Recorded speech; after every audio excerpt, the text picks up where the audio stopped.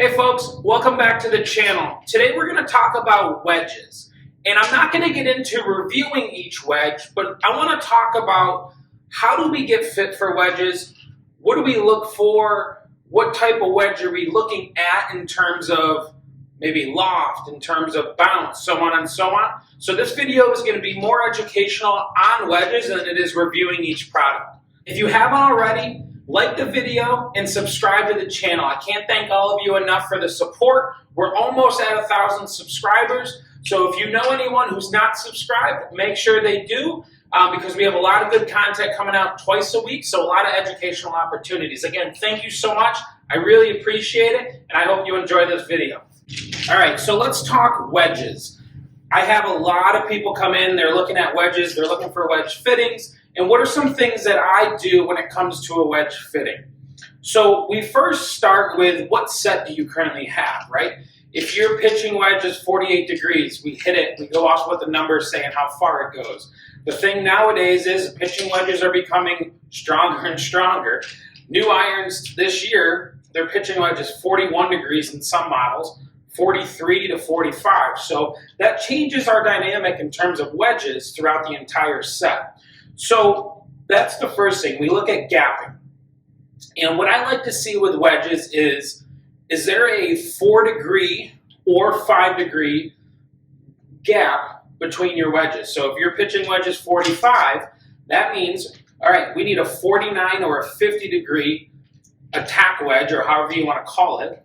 And then we need a 54 or 55, and then potentially a 59 or a 60 to fill that role of gapping.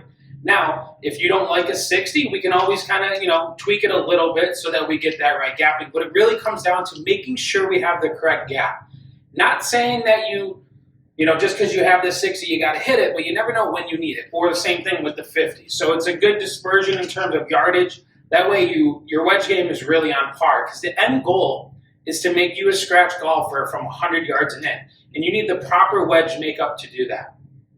So I have 4 wedges in my hand. These are all just demo wedges from different companies. I currently have the Cleveland Zip Core, the TaylorMade Mill Grind and the High Toe, the Ping Glide 4.0, and the Vokey SM9 wedges.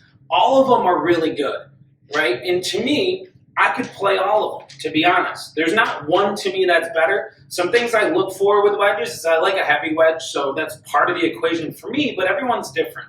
Right? But there's one thing that people need to be aware of with wedges, and that's the bounce of the wedge. So, bounce is your friend, and that's how I view it. All wedges, all manufacturers have different levels of bounce, and we try to kind of, vary based on what loft we're playing.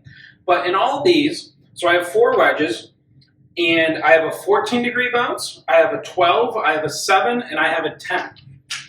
Right? And if I have 3 wedges in my bag, I'm going to try to mix them up so the bounce is different in each wedge because there's different playing surfaces that we're playing on. And for most golfers, I'm going to go towards the higher end of the bounce because bounce is going to help you in rough, in most fairways, and so on and so on. So I really encourage you to look for higher bounce when we do wedge fittings. That doesn't mean we have to go crazy, but we need something in there that's like that 12-degree bounce.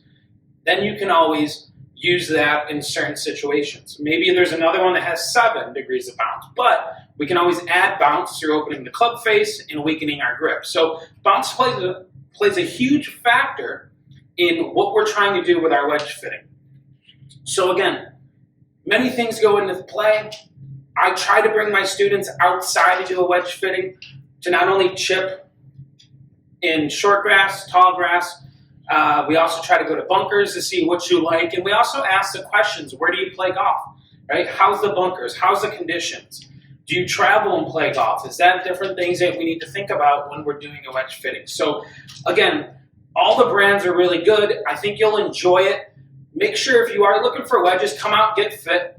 We'll make sure you get the proper brand that you like, and we'll also make sure you get the right grind and bounce and so on and so on. So I hope you enjoyed this video. Again, remember to like it, comment, and subscribe to the channel, and be sure to hit that bell notification so that you're notified every time we put out a video.